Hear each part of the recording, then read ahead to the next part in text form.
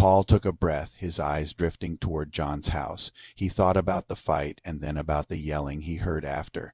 "I don't want to press charges," he said quietly. The officer nodded, respecting the choice. Inside the house next door, the officers made another decision. John's dad was asked to step outside, then taken away for the night.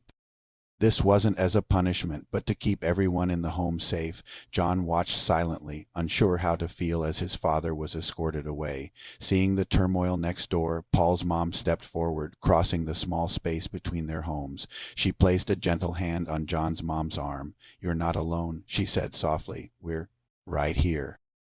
For the first time that night, John's mom exhaled, a wave of relief washing over her tense shoulders.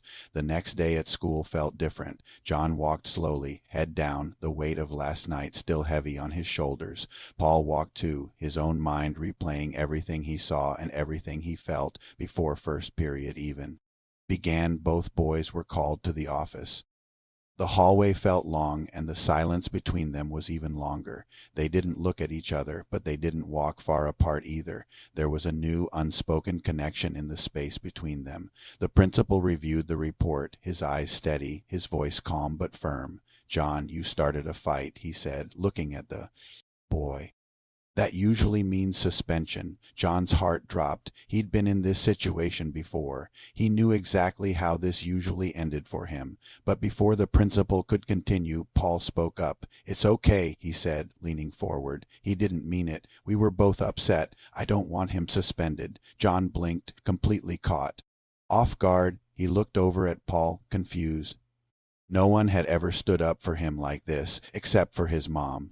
The principal paused, considering Paul's words, then nodded slowly.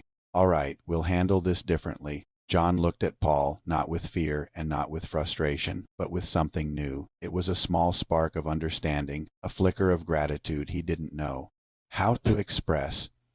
Two boys who started as enemies took their first step toward something different. They walked out of the office together, still quiet, still unsure, but no longer distant. Part 21 will show what happens when that spark of understanding begins to grow into something more. Thank you for watching. Make sure you like, share, and subscribe for more.